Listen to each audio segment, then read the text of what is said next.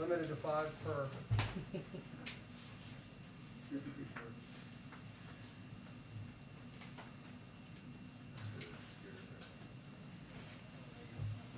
everybody smile.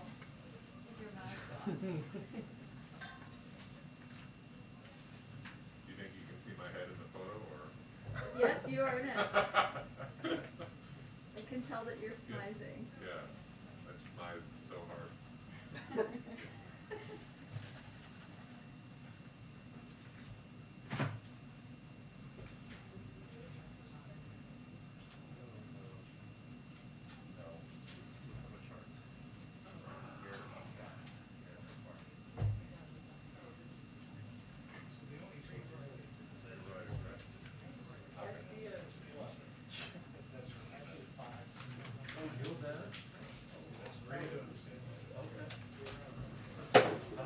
Hi everyone, Happy New Year. Hope everyone had a nice time, family and friends. Thank you. I just have 2 items for you at the top. I just wanted to highlight that yesterday, President Biden, Agriculture Secretary Vilsack, and Attorney General Garland met with family and independent farmers, ranchers, independent processors from across the country to discuss the challenges they have faced as large conglomerates have absorbed more and more small processors, significantly reducing competition in the meat and poultry processing industry. This is just one example of a broad suite of executive actions being taken by agencies across the economy that will promote competition, protect consumers and workers, and lower prices. When dominant middlemen control so much of the supply chain, they are able to increase their own profits at the expense of both farmers and ranchers who make less for their product, and consumers at the grocery store who pay more. So just to be clear, farmers, ranchers, and poultry growers, of course, they are growing the meat or overseeing the meat, goes to the meat packers and processors. That is where we see the middleman. Goes to grocery stores, restaurants, and other retailers, and then to consumers. And our concern is about where prices are being elevated, and they should not be. Many farmers and ranchers now have little or no choice of buyer for their product and little leverage to negotiate, causing their share of every dollar spent on food to decline. 50 years ago, ranchers got over 60 cents of every dollar a consumer spent on beef, compared to about 39 cents today. Similarly, hog farmers got 40 to 60 cents on each dollar spent 50 years ago, down to about 19 cents today. So that obviously is a significant concern. If you see the wholesale beef value and the cattle value, that should not be how the gap between the lines. Just wanted to highlight again, we announced we're investing up to $1 billion in new and expanded independent meat and poultry processing capacity, workforce development, and other assistance. All that was included in the American Rescue Plan. We're continuing to strengthen rules to protect farmers, ranchers, and other producers, and we're enforcing existing competition laws vigorously and fairly, and our new White House Competition Council will make sure agencies work together as appropriate. Finally, we're bringing greater transparency to the industry. The USDA announced steps on that back in August, and we'll continue to build on that. Also, just wanted to highlight that yesterday the Department of Justice announced 2 important new steps to address gun violence and keep guns out of the wrong hands. First, they issued a final rule making clear that federally licensed firearms dealers must sell safe storage devices that are compatible with the firearms they sell. Individuals who choose to keep a firearm have a responsibility to safely store their firearms. This rule will make it easier for gun owners to purchase a safe storage device and keep guns from being stolen and used by criminals, accessed by children, or obtained by other people who shouldn't have access to the weapon. Second, the Department of Justice issued a best practices guide to federally licensed firearms dealers to make sure they understand their obligations to comply with the federal laws and keep guns out of the wrong hands. And of course, this announcement builds on the work the President and the administration did over the course of 2021, which represented more action on gun violence prevention via executive authority than any president in a first year in office in history. With that, Darlene, why don't you kick us off? Thanks, Jen. Happy New Year. Happy New Year. Team. I just wanted to start off with getting an update on the 500 million at-home test kits that you all are supposed to be sending out at some point this month. Can you say if the contract has been signed yet? And if not, when do you expect that to be signed? And also the website, what is the status of getting that up and Sure. Let me give you an update of where we are in the process. So, as Jeff Zients said last week, the Department of Defense and HHS are already executing on an accelerated contracting timeline. This is the largest, of course, over-the-counter purchase of tests to date. And the RFP, the request for proposal, that has been sent out to industry allows us to best understand logistics, timing, and manufacturing considerations. So where we are now is that the RFP has been closed as of today, and we are currently evaluating the responses to it, which means we are finalizing the contracts. While I expect we can share additional details with all of you soon, and certainly we hope to do that, we're on track to start seeing movement on some of the awards through the RFP this week. So the first delivery from manufacturers will start later this month. That's our expectation. When we have those deliveries in hand, we will put the website up, make it available, so that people can order tests at that point in time. And then secondly, do you have anything to share on what the president's message will be on Thursday when he goes to the Hill for the anniversary of 1/6? Absolutely. I can give you some highlights at this point in time, and obviously the president is still working through and reviewing his own remarks. But on the afternoon, what you can expect, I should say, is that the president will speak to the historical significance of January 6th and what it means for the country 1 year later.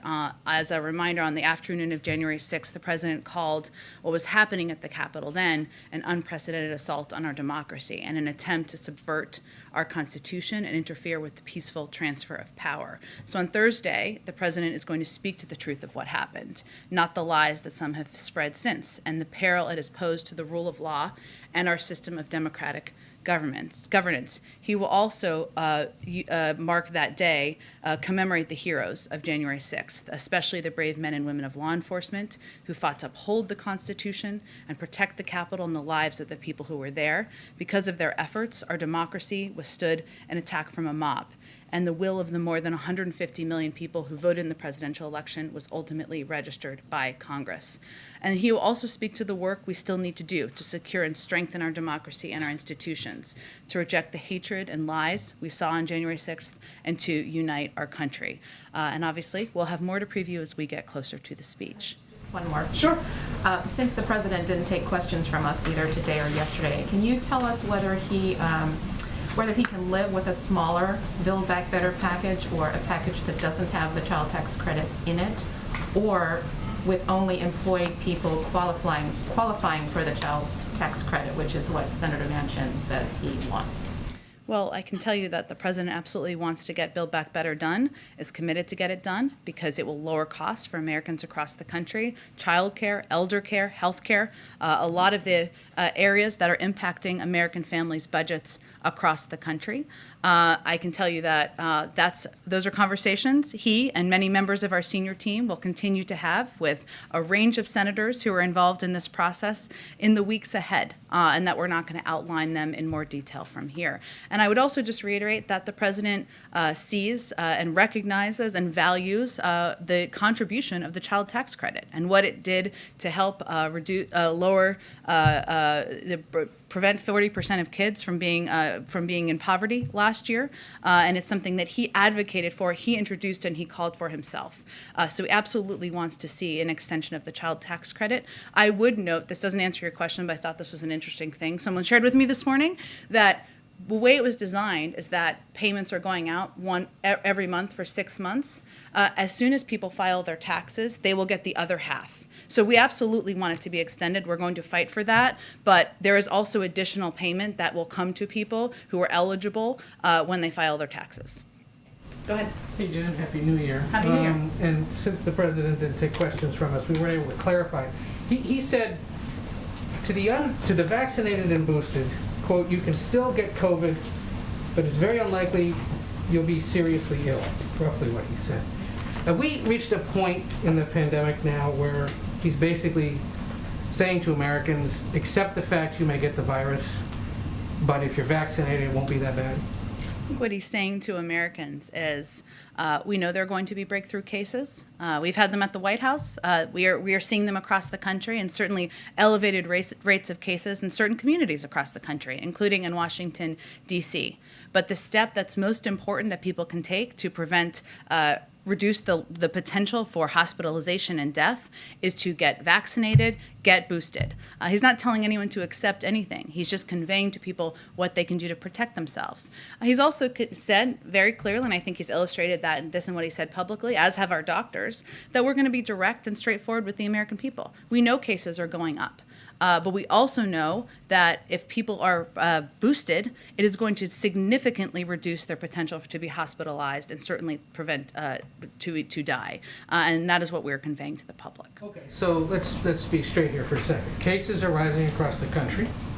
Tests are hard to come by in many places, or there's long lines for them.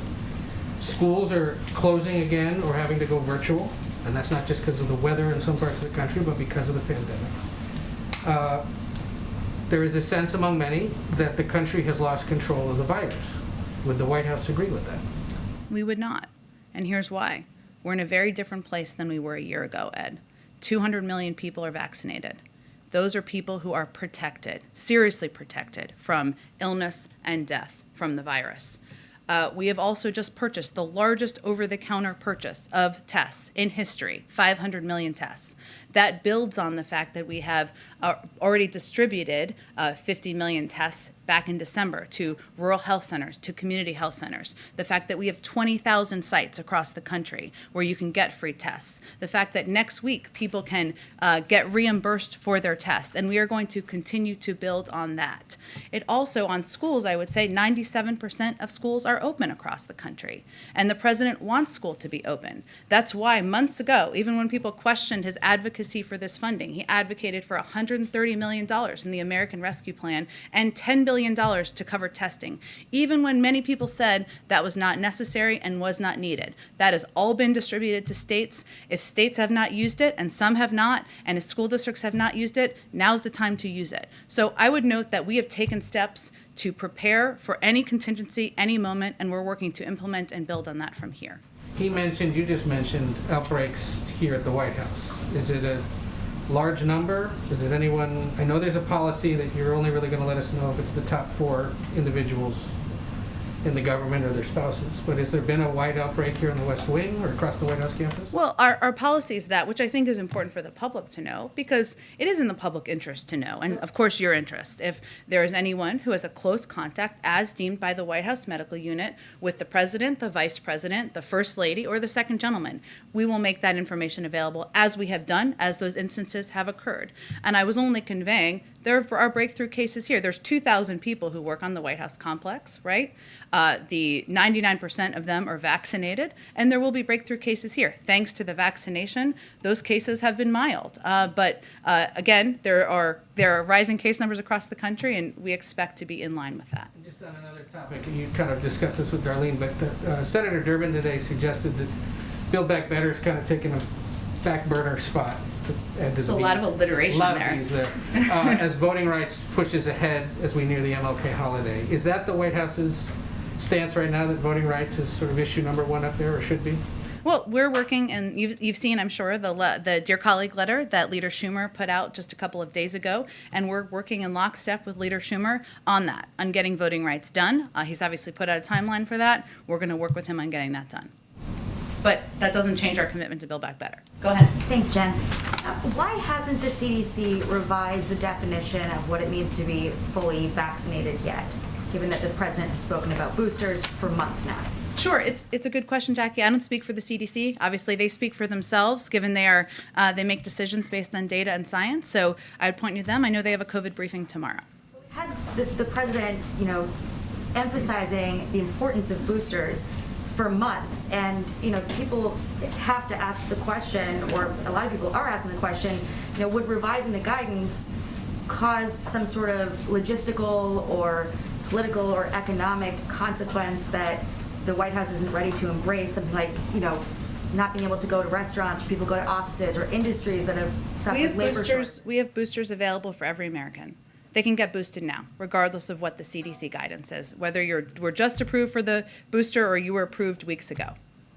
So expect then that guidance will change eventually? It's up to the CDC, and they make those decisions based on data and science. Will we have any update on when they might make a decision on that, given that there's been so much I time? encourage you to ask them that question when they participate in the COVID briefing tomorrow. Okay, and then similar line of questioning, but Sure. this time about the FDA. Okay. There have been some decisions by the FDA over the last few months that have happened without consulting the panel of independent experts that we saw for authorizations for the vaccines themselves. We haven't seen that with boosters. A couple examples, on the 19th of November, FDA authorized the booster for all adults. 29th, the CDC announced people 18 plus should get boosters. December 9th, the FDA authorized boosters for 16 and 17-year-olds, and just yesterday, the FDA amended the emergency use authorization for the Pfizer booster for kids ages 12 to 15. So I guess my question is, why has the protocol been different with the boosters than it was for the emergency use authorization of the vaccine itself? Jackie, the FDA makes their own decisions, not driven by what the White House is telling them what to do, so I would point you to the FDA to get any comment on that. So it doesn't, I guess then the White House is not, or the FDA is not getting rid of its independent panel of experts by any White House guidance. Absolutely not. And again, I think they would confirm that themselves. And I think what's important to step back here is recognize we're still in the middle of a pandemic. There are still far too many people who are not vaccinated. There are still kids who are at risk because there are not enough people, adults, vaccinated. And I think what we're all collectively trying to do here is protect more people and save more lives, whether you work here or at the CDC or the FDA. Is the president then okay with the FDA making these authorizations without calling their panel of experts? Again, I would point you to the FDA, and they can speak to their decision-making process. Okay, and then real quick on the Florida Surgeon General and testing, what's your reaction to his comments that the U.S. needs to unwind its testing psychology where people are planning their lives around testing? Is that sound medical advice in the White House view? I would really point to our own health and medical experts on when tests should be administered and utilized, and our focus on making them more available, accessible, and free to the public. Oh, good. Real quick, is there any reason why the CDC did not include a testing component when it revised its guidance for isolation? Given that there is such a scarcity of tests, there's been some criticism that the CDC couldn't tell people they should get tested when they emerge from isolation, because then people would try to get tests and they're not available, and it might blow back onto the administration. Again, the CDC makes these decisions. I expect they'll have an updated guidance if it hasn't already gone out. Go ahead. Thank you. Can you Oh, sorry, Caitlin, I'll come back to you. Go ahead. Can you give us an update on the president's selection? You'll be shocked to hear me ask this. The Fed. Fed, yes, and in particular, whether he's made the decisions.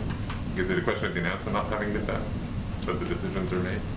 I don't have anything more for you at this moment. I expect we will have more soon, and I will let the president speak to his decision and whom he will select. My colleague Katya Dmitrieva and Jennifer Jacobs are Sure. reporting that economist Philip Jefferson is likely to be nominated for one of the seats, and he would be just the fourth black man to hold a position on the central bank's board in its history. Can you comment on Mr. Jefferson's candidacy, or whether, or what role equity will be playing in the president's determinations for all these seats? Sure. I can't speak to an individual name. I can say that it has been a priority for the president to ensure that that equity and making sure there are diverse choices and diverse leaders representing different roles in the Federal Reserve, just as has been a priority for him in other points in parts of his government, is an important part of his decision-making process. And can we just go back to the testing issue? Sure. Do you have a sense of how long the $500 million will be spread out in terms of timeline? They'll start in January, and Yeah. when will all 500 be available? I don't have an update on that at this point in time. Certainly understand the question. I expect as we finalize the contracts, which we're in the process of doing, we'll have more information on that. But again, we expect the first shipment from manufacturers to come soon. And on testing, some of the biggest retailers, Walmart and Kroger, have raised the price of Abbott's Binax Now test. They've been selling it at cost because the deal with the White House had expired. They're now about $19-20, and they were at about $14 for a box of 2 tests. I'm wondering whether there are any talks ongoing with retailers to bring that price back down to an at-cost level, or whether you're confident the increasing supply of tests will more or less work itself out in the market. Well, I can't give you an update on any conversations. I can tell you that our objective is, of course, to increase and scale up access to free tests. Hence, next week, people who have health insurance, 150 million Americans, will be able to get those tests or get reimbursed for those tests. Hence, sending 500 million tests for free out to Americans, 20,000 free testing sites, 50 million tests that we've already given out. So that is our focus from the federal government. Obviously, we want a competitive market out there that will lower the cost of tests over the course of time as well. Sorry, one more. The president's announcement today on the therapeutics, the ordering of more Yeah. Pfizer courses. Has he ruled out ordering more of Merck's pill, which is easier, quicker to make, but had less effective results in his clinic? He hasn't ruled anything out. I would say this is just as you've seen with any of our steps on COVID, whether it's the antivirals or other steps that have been approved out there in the market, the monoclonal antibodies. We're going to continue to build on the orders we have done to date. So this is just the recent step to expand what we have in our medicine cabinet. Thank you. Go ahead. Thanks so much, Jen. With the CDC expected to update its guidance on isolating today, and the confusion that the agency generated over that guidance last week on what you should and should not do after you've tested positive, I'm wondering if the president himself thinks that the CDC has been clear on that.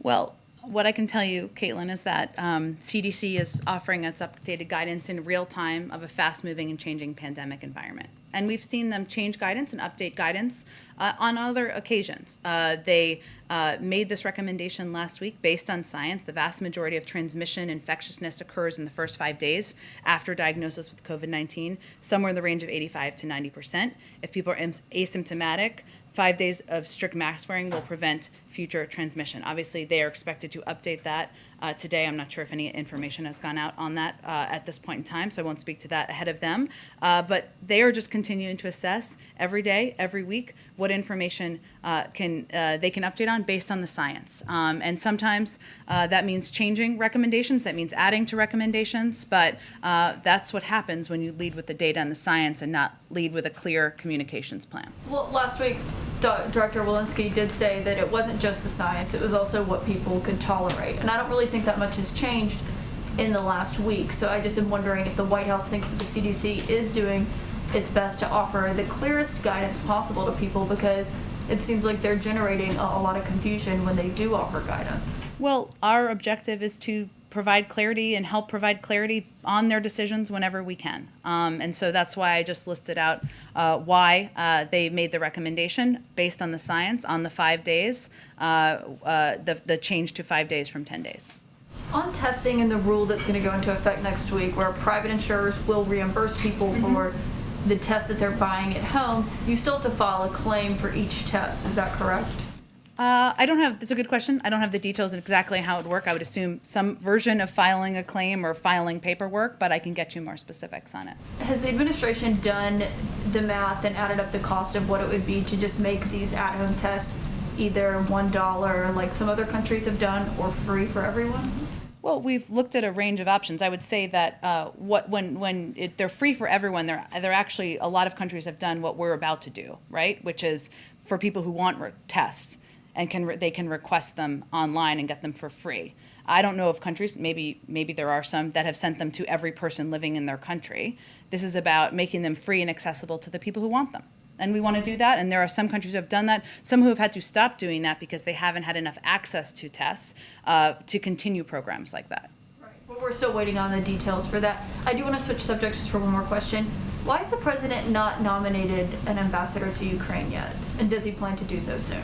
He absolutely plans to nominate an ambassador to Ukraine. Just like any position, he's always looking to find the right person to nominate to fill the role, an important one. Has he interviewed people for that I'm not position? going to get into more details about a personnel process. Thank you. Go ahead. Jen, Happy New Year. Happy New Year. So on Senator Manchin, he presented a proposal to you on December 14th, an outline of a Build Back Better framework that included $1.75 trillion in spending. To your knowledge, is that still available as a fallback position? I'm just not going to get into private discussions or conversations with any members of the Senate from here. I know that's maybe a change, but we feel that's the best way that this is going to work to get this done. Okay, so, and just so I'm clear, I mean, had you taken that framework and put it through the legislative process, we could have text, Senate could be moving towards a vote this week on something that Senator Manchin supports. Why is it that you haven't decided to? Have you done a vote count on the former proposal? I have not. Please correct me if that's wrong. But why not? If he's kind of the major stumbling block to getting legislation passed, why not go with something that he endorsed a month ago? Well, I think, Trevor, it's important to note that, and I think as Senator Manchin noted earlier today, we have a very slim majority in the Senate. That means you need every single senator from across the spectrum of the Democratic Party agreeing to what a package looks like moving forward. We're not naive about how challenging that is and how challenging it can be, but we feel good about the possibility of getting something done. What the final package looks like, I can't outline that for you at this point in time. I would note that when he spoke earlier today, he also said he saw a lot of good things in the package and a lot of good basis for discussion. And there's agreement among Democrats about lowering costs for Americans, about lowering the cost of healthcare, lowering the cost of childcare, lowering the cost of elder care. That's a very strong basis. We've got to work through the details, and we'll keep having those conversations privately. His framework would pass. Again, I'm not going to give you a vote count or whip count from here, but I think it's important to note that you need 50 votes you need every single Democrat to support a package in order for it to move forward, even through reconciliation. Is there any plan to re-engage with him at any point on this? We're going to keep those engagements and conversations private. Okay, then another topic. Back in the summertime, when OPEC said that it was going to boost production of crude oil by 400,000 barrels per day, Sullivan said it's simply not enough during a critical moment in the global recovery. Today, OPEC stuck with that decision to keep the exact same amount of oil production increase. Why is the White House's reaction different this time? Well, I would say first, since you gave me the opportunity, we do appreciate the close coordination over the recent weeks with our partners, Saudi Arabia, UAE, and other OPEC Plus producers to help address price pressures. We welcome OPEC Plus' decision to continue increases in production. And together with our recent release from the SPR, we believe this should help facilitate the global economic recovery. We'll continue to monitor prices in the context of global economic growth and engage our OPEC Plus partners as appropriate. And obviously, as we said at the time, our objective is ensuring that the supply out there meets the demand. Obviously, we took our own steps in coordination with others as well. But they haven't made any changes to what they're doing, so why is the message different? Again, we took steps on our own, right? We have taken steps in coordination with other countries around the world, and our objective is to ensure that the supply out there meets the demand. We'll continue to have conversations if we have ongoing concerns. Go ahead. Oh, go ahead. Go ahead. Thank you. Sorry, I just jumped around there. It was a confusing pen point. Go ahead. Okay, well, Happy New Year. Happy New Year. Yes. So the President is making remarks on Thursday, as you said, and he has often denounced the January 6 events. But could you talk a little bit about why he refrains, to the extent that he does, it seems, from condemning ex-President Trump personally, not just for January 6th, but for his ongoing campaign, which is very persistent, almost daily, maybe at least weekly, to discredit Americans' faith in the election process. So in short, does President Biden think that his predecessor is acting normally, or does he think he's a threat to democracy, which is what some people would say? You know, I have to say, I don't think we've held back on this front. I mean, President Trump's role in subverting our Constitution, attempting to block the peaceful transfer of power, and defending a mob that attacked our Capitol and law enforcement has been well documented. And it's something, obviously, the president spoke about in terms of that being one of the worst days in our democracy. And he'll speak to, as I noted a little bit earlier, he'll speak to the historical significance of January 6th, what it means for the country 1 year later, the importance of the peaceful transfer of power, which obviously the prior administration and the prior president weren't a part of. But I think there's a larger message here to the country about who we are and who we need to be moving forward. Does he consider ex-President Trump to be a threat to democracy? I think he's spoken to this in the past. Okay. On the same issue, but a little more broadly, the polls keep showing again and again that something like 70% of Trump voters think the election was rigged, that President Biden is not legitimate, and so on. Is there anything that President Biden feels he should have already done, or is anything he feels he still can do to actually talk directly to those people and try and get, people's reality to match a bit more in this country? I think what he's going to continue to do is speak to everyone in the country, those who didn't vote for him, those who may not believe he is the legitimate president, about what he wants to do to make their lives better. And he sees that as his responsibility as the president of the United States. That's what he will continue to do. Go ahead, Anna. Thanks, Jen. Happy New Year. So Senator Schumer just said that he and Senator Manchin talked numerous times during the break, mostly on voting rights, but also on Build Back Better. And he also says that the White House will be having more talks with Manchin's, quote, participation and cooperation on Build Back Better. So can I ask, did the president and Senator Manchin talk at all over the break? We obviously confirmed the conversation they had 2 weeks ago. I don't have any more conversations to confirm for you. And given what Schumer said about more talks in the future, do you know the next time they'll talk about this? I'm not going to predict that for you, but I can assure you that the president and members of our senior team will, of course, be in touch with a range of senators who care deeply about moving Build Back Better forward. Can I clarify something on the Sure. testing delivery timeline? Yeah. Now, you said the first deliveries go out later this month, then the website goes up, then people can sign up. So probably those tests people can expect end of this month, early February? Well, I think what I was trying to convey, perhaps not as articulately as I meant to, is that we will put the website up when the tests are available to be sent, right? As to not cause any confusion. So I think the timeline I provided was that for the first delivery from manufacturers will start later this month, and obviously then we will work to get it out the door as quickly as possible. So given that a lot of experts are saying if Omicron follows the surge it did in South Africa, it could be peaking here as early as next week and probably start declining by the end of the month. Is there some concern that these tests are being provided too late when the worst is already behind us? Well, I would say first that there's unprecedented demand. We know that right now for tests. There was in advance of the holidays for understandable reasons. People wanted to see loved ones.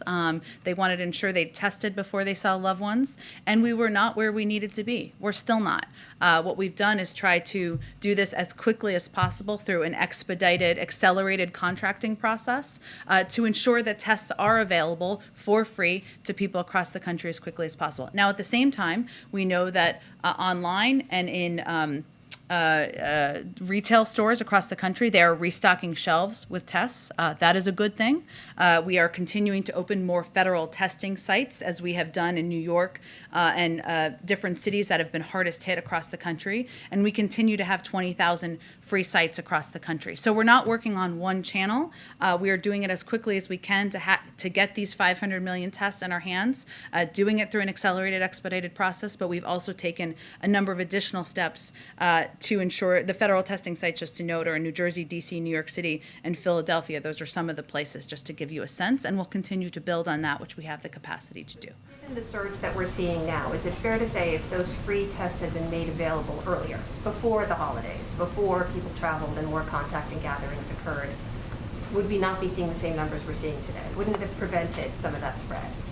I don't know that we can make a prediction of that. It's a good question to ask the doctors. Look, I would say, though, and again, reiterate, as the president said before Christmas, we were not where we needed to be. What he did do is he quadrupled our testing capacity from the summer to December. He made 50 million tests available at rural health centers and community health centers in December to expand that access. We opened these federal testing sites in December. So these were steps we took to, as quickly as possible, expedite our capacity, even in December, as the unprecedented demand was rising, and doing everything we could at an accelerated pace. Of course, we would have liked to have more in our hands earlier. Can I Go ahead. follow up Oh, go ahead. Just child tax credit question.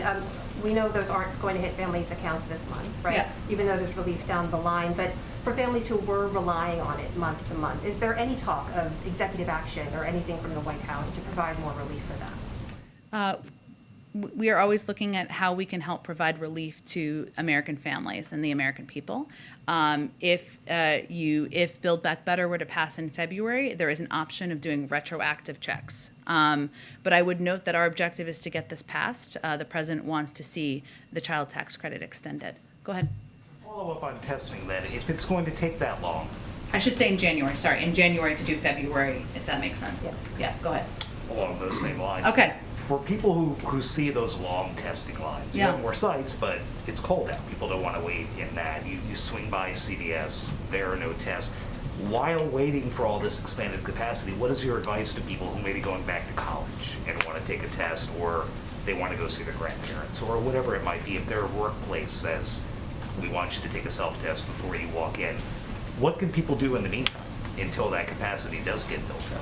Well, it depends on the person. So it's a hard question to answer, but I would say that there are still many doctor's offices that are administering tests. If somebody has health insurance, that's something that you can go do. Everyone does not have health insurance. There are community health centers, rural health centers. You can go look online and see if there is one near you and go to that. We have just opened a number of federal testing sites in New Jersey, D.C., New York City, and Philadelphia. We will continue to expand those big federal testing sites, and we have 20,000 free sites across the country. Different communities and states are taking different steps. Some libraries are providing tests. Some community buildings are providing tests. It really depends community to community. If tests are required, there's a number of steps that people can take, and we're working to expand that as quickly as possible. Lastly, you had mentioned rising cases. The president mentioned rising cases a little while ago. Every doctor has said that. We've also heard from Dr. Fauci and other doctors saying that's not the number to look at. We know they're going to go up, but maybe hospitalizations is I think- a better case.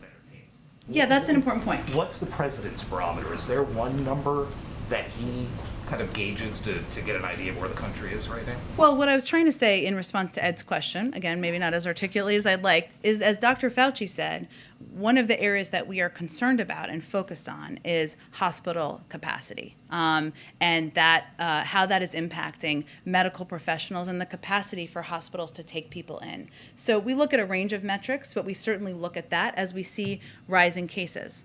It is fortunate in many areas that the vast majority, if not all, of the people who are going to hospitals are unvaccinated. Not in every community, it depends community to community. So that's why we are also continuing to echo and advocate for people to get vaccinated, to get boosted, to protect themselves. That's the most important step they can take. But certainly, as Dr. Fauci said, we are looking at and concerned about hospitalizations, or capacity given hospitalizations. Go ahead in the back. Back to testing. How can employers be obligated to test unvaccinated workers when there's such a shortage right now? And what will OSHA do when it starts enforcing this rule in a few days when employers say, well, sorry, we can't comply because we can't find any tests? Well, I would first say that 2/3 of companies, almost 2/3 of companies, have taken steps to put in place either vaccination requirements or testing requirements. They're all implementing it in a different way, and the leadership of these companies is making a decision about what works best for their workforce. Giving that option is something certainly we support. Obviously, getting vaccinated, they're free across the country, available across the country, is also a very easy option for many people, and many companies are opting to do that. As OSHA works to implement and work with companies to do that, our objective and what we're continuing to focus on is continuing to increase capacity of free tests that are targeted more, though, at individuals and households, less than companies. And obviously to work, there's now 9 tests that are approved to go to market that different companies and different school districts and others can have direct contact with. So there's a range of ways to get access to tests, and we're working to increase capacity to make them free and accessible to households and individuals across the country. Are you saying it's up to workers to find tests themselves if they must be tested to go to work rather than their employer Actually, providing I'm them? saying, and I think what I said pretty clearly, is that different companies, about 60% of them have already implemented, are implementing the test or vaccine requirements in different ways, company to company, employer to employer. So, and many of them have done it extremely successfully, including many of the airlines, a number of huge hospital systems, and this has helped make, remember what the objective is here. The objective is to make workplaces safer, to provide more security to people. If you look at the data that just came out this morning, JOLTS, that was a shout out to Bloomberg, they'll get that reference, data that came out today, there are still many people who are fearful about going back to work. That is one of the reasons why it's important to put in place these requirements and why employers have taken the step to provide that certainty to people in their workplaces as well. I want to ask one more question related to the workforce. The White House Labor Task Force, led by Vice President Harris, was supposed to release a report in October about how the federal government can boost unionization in this country in a variety of employers. It's January 4th and that report has not come out yet. What's going on, and do the president and vice president still care about this initiative given everything else that's going on? I would say the president has been an advocate for collective bargaining rights, for the rights of workers, for strong unions, for 5 decades of his career, and I think that speaks for itself. And the vice president, well, a little younger, not in public office quite as long, but has also been a strong advocate for the rights of workers. And so I think that speaks for itself. Of course, this is an initiative they put forward. I am certain I can check on the status of the report. Go ahead. Thanks, Jen. A couple of topics, if you don't mind. As you know, the anniversary of the opening of Guantanamo Bay Detention Facility is next week. Yeah. The president promised to close it. You reiterated that in February. What's taking so long? Well, let me first say that the National Security Council continues to work closely with the Departments of Defense, State and Justice, and other departments and agencies to do exactly that. I would note, and I know this was put out during a very crazy holiday period of time, but in the President's statement on the National Defense Authorization Act for fiscal year 2022, he outlined that Section 1032 of the Act continues to bar the use of funds to transfer Guantanamo Bay detainees to the custody or effective control of certain foreign countries. And Section 1033 of the Act bars the use of funds to transfer Guantanamo Bay detainees into the United States unless certain conditions are met. And it's a longstanding position of the executive branch that those provisions unduly impair the ability of the executive branch to determine when and where to prosecute Guantanamo Bay detainees. In some circumstances, these provisions could make it difficult to comply with the final judgment of a court that has directed the release of a detainee. In addition, the limitations in Section 1032 of the Act constrain the flexibility of the executive branch with respect to its engagement in delicate negotiations with foreign countries over the potential transfer of detainees. There are only 39 remaining individuals at Guantanamo Bay, but I just wanted to highlight that piece that was in the NDAA statement because we feel it's obviously creating burden and a hindrance to our progress here. So it's the transfer to the foreign countries that's causing delays, essentially. Well, I think I listed three clear pieces there, and limitations on how funding can be used, and how this Section 1032 also limits at times how an individual can be released, as well as how we can negotiate and communicate with foreign countries about it. Some of them have been waiting trials for years. Why is that taking so long? Again, I would say this is what we see as one of the major, if not the major hindrance. Beyond that, I would point to the Department of Defense, but there are 39 remaining individuals there, and obviously our commitment continues to be to close Guantanamo Bay. One other topic, the Iranian president said yesterday, as the talks begin in Vienna again, that former President Trump should be put on trial for the killing of General Soleimani. Wondering if I can get a reaction to that, and whether that hinders discussions around Iran's nuclear future this week.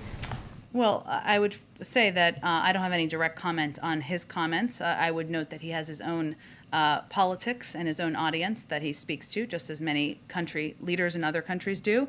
But right now, Special Envoy Malley is currently leading an interagency delegation to the 8th round of talks in Vienna, which resumed on January 3rd. There was modest progress in talks last week, and we hope to build on that this week. What is clear is that if we do not soon reach an understanding on mutual return to compliance, Iran's accelerating nuclear steps will hollow out the JCPOA, so our priority remains reaching and implementing a rapid mutual return, and I expect those negotiations will focus on those topics at hand, not comments of any leaders around the world. Go ahead. A couple different topics here as well. First, from the administration's point of view, given what we've learned from the January 6th Select Committee, does it appear the Capitol riot played some kind of role in an overall coordinated effort to overturn the democratic process? So something longer, perhaps, and more than just one day? Just so I understand your question, are you saying talk a little bit more. Tell me a little bit more what you're trying to ask. Yeah, sure. So there's the isolated events of that day, but there's Yep. also the investigation that goes back much further and spans more time. Does it appear that there's that sort of longer throw there than just what occurred on January 6th at the Capitol, based on what we know from the Select Committee?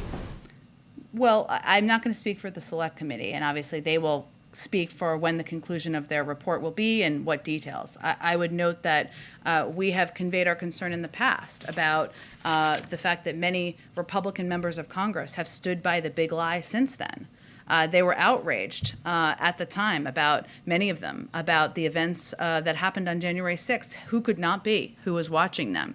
And since then, they have done nothing to help support the work of the committee, to help argue against the big lie. And, you know, that sort of lack of action, inaction, silence, you know, is something that is irresponsible as well. Go ahead. Another, Oh, go ahead. sorry, another from Todd Gilman, a fellow CC Sure. rotation at the Dallas Morning News. Does the White House have a reaction to Senator Cruz saying President Biden may be impeached if the Republicans take back the House next year, specifically for the border policies? Well, our reaction is maybe Senator Cruz can work with us on getting something done on comprehensive immigration reform and putting in place measures that will help make sure smart security is what we see at the border, taking a more humane approach to the border instead of name calling, accusation calling, and making predictions of the future. Go ahead. Thank you, Jen. I have questions about voting rights and also about political appointments. On voting rights, the midterm elections are 10 months away. Is the president concerned that the window is closing to pass legislation that could have an impact on how people vote in the midterm elections? I'm not going to make a prediction of that. What I will say, and what the president will talk about in his speech on Thursday, is also that, you know, people came out, the American public came out in record numbers last November and participated in our democracy. And we shouldn't underestimate the role of the movement and grassroots movement of the public to have their voices heard. But he absolutely feels that getting voting rights done is fundamental, it's essential. He is going to work in close lockstep with Leader Schumer and others in Congress to get this done. But I'm not going to make a prediction at this point on the timeline. It's obviously a first priority for them in the Senate. Is it a first priority for the president? Yes, he's working with Leader Schumer on it. In December, he said at South Carolina State University, we're going to keep up the fight until we get it done. What does that look like? What does the fight look like for voting rights for President Biden? It means getting it passed into law and signing it into law. What steps is he taking over the next several weeks to make that happen?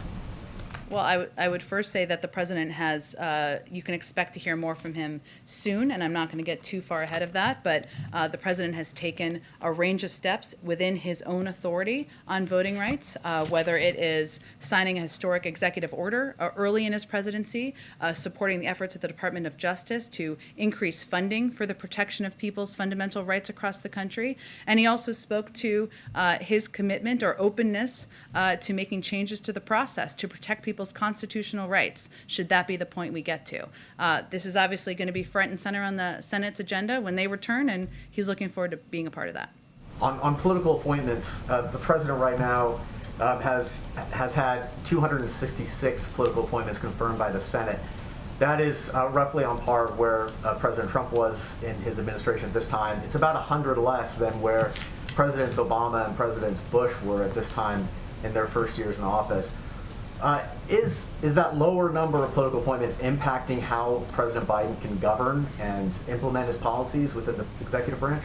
Well, so just for the specific numbers, and you gave a number of these, but we ended 2021, I should say, with more than 300 of President Biden's nominees for Senate confirmed positions pending confirmation by the Senate. Approximately half were on the executive calendar and awaiting a floor vote, just to give you all a sense. Meaning, they could have moved forward. More of these could have moved forward. Many of our nominees have received overwhelming support and majorities from Democrats and Republicans, and the process for most of the time in the Senate was wound up in lengthy debates when really there could have been unanimous consent votes and moved a member of them forward.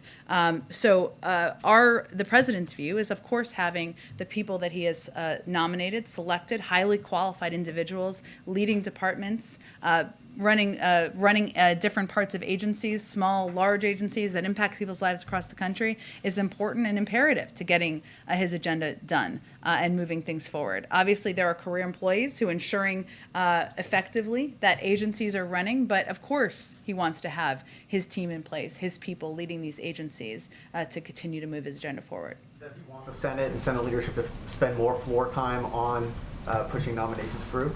Well, I think there's a way to move them forward without consuming hours and hours and days of floor time. We've seen some agreements, and we were encouraged by the agreement that happened right before the winter holiday to move a number of nominees forward, and we're hopeful we can push more forward in the weeks ahead. There's still 141 positions where there has been no nominee put forward. Why is that? Again, I think the president, one, is eager to have these nominees. He has nominated, confirmed. That's something the Senate can do, Congress can do.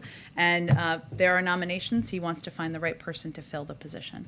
Go ahead, last one. Thank you, Jen, and Happy New Year. Happy New Year. I have two questions, one for a colleague who can be here. Okay. My first one is Tesla opened an electric car showroom last week in Xinjiang.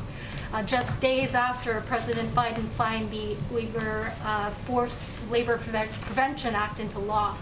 Does the White House have any comment on, and will it do more to discourage American companies from doing business in Xinjiang? Sure, yes. So I can't speak to the specific situation of one company, but as a general matter, we believe the private sector should oppose the PRC's human rights abuses and genocide in Xinjiang. The international community, including the public and private sectors, cannot look the other way when it comes to what is taking place in Xinjiang. As we've said before, companies that fail to address forced labor in their supply chains and other human rights abuses face serious legal, reputational, and customer risks, not just in the United States, but in Europe and around the world. And we've been clear about our views on the ongoing genocide and crimes against humanity in Xinjiang. We will continue to hold the PRC accountable. I would also note that we're committed to taking action to ensure our supply chains are free from forced labor, including with the bipartisan Uyghur Force Prevention Act the President signed last month, and obviously our continued leadership on the world stage. And one more is on, in light of the surge of Omicron variant and many events like the 2+2 security talks going virtual, is the U.S. considering shifting this month's U.S.-ASEAN summit to a virtual format, or will you still do in person? I don't have any changes to the format to preview at this point in time, but we'll check and we'll keep you all updated. Thanks so much, everyone. Thank you.